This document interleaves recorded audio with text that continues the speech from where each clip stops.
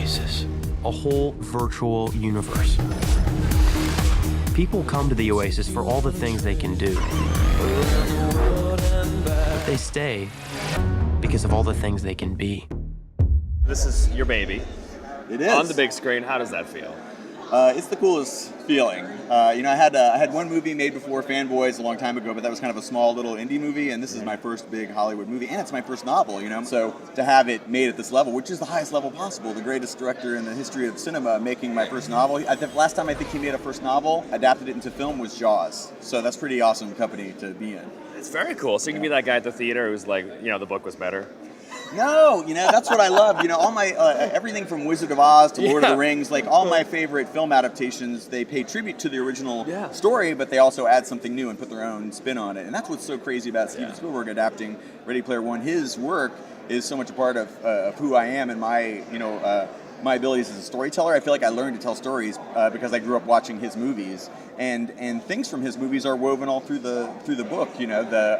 There's Indiana Jones references and Goonies references through the whole story. So the guy who made all that happen, adapting Ready Player One, is just the coolest Very thing ever. Cosmic. Well, you did shout out to him like about a dozen times in the book, so that was probably the reason. I know. Well, you were calling his name. I don't think I would have written the book if I hadn't grown up with his movies. I drive a DeLorean.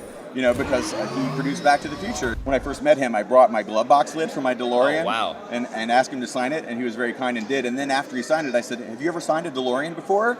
And he said, "No, I haven't." I'm like, "Do you know who the only guy in the world with a Steven Spielberg signed DeLorean is? This guy."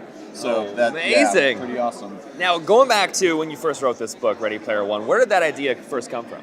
I think initially it was kind of inspired by my own love of video games, growing up with Atari and Nintendo, but also Roald Dahl's book, Willy Wonka.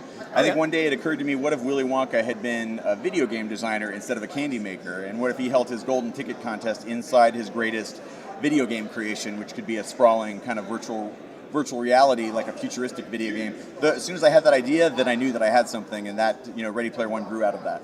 Isn't it interesting that you wrote this book years ago, and then here we are as society? We're kind of almost like going that way now with the virtual reality, and I feel like maybe you've foretold the future here, my friend. It's amazing. Well, it's almost like and help bring that future about. I published Ready Player One right at the same time that the Oculus Rift and the HTC Vive, the first commercially available virtual reality headsets, are going on the market. They were on sale for the first time this past Christmas. So that's what's crazy is that. And everybody who works at those companies, they get handed a copy of Ready Player One when they come to work at HTC Vive or at Oculus, and so cool. Because it helps them draw inspiration to actually build the Oasis. So it's incredible, and I think that is only going to be amplified once this movie comes out. Steven Spielberg's movies get sold all around the world, and people all around the world see them. And this is like the first movie that kind of showcases the potential and the pitfalls of virtual reality, and that's going to change the speed with which our culture and civilization adopts virtual reality. There are going to be people who are inspired to go and work in virtual reality and participate in it as a result of this movie. So it's really powerful. I'm just really hoping that the free internet part of this comes true. That would be great, right? You wouldn't have to just steal it from coffee shops and hotel Wi-Fi. Yeah. Jumping Starbucks to Starbucks throughout the city every day of my life. To log in. You plan your walk to work based on the Starbucks locations. I know. That might, that they're doing distributed internet. That might be a reality. Again, like another thing that could kind of come about right around the same time the movie is released. So when audiences go and see this movie in theaters, what do you think they're going to be surprised with? What do you think they're going to take away from this film?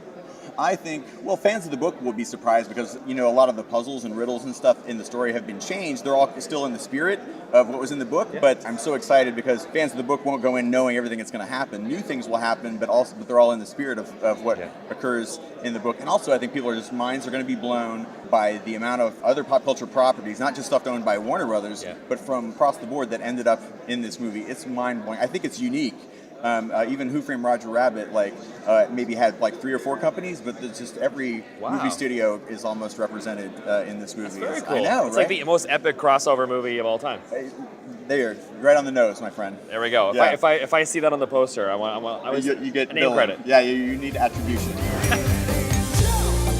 Like many of you, I only came here to escape. But I found something much bigger than just myself. Are you willing to fight? Help us save the Oasis.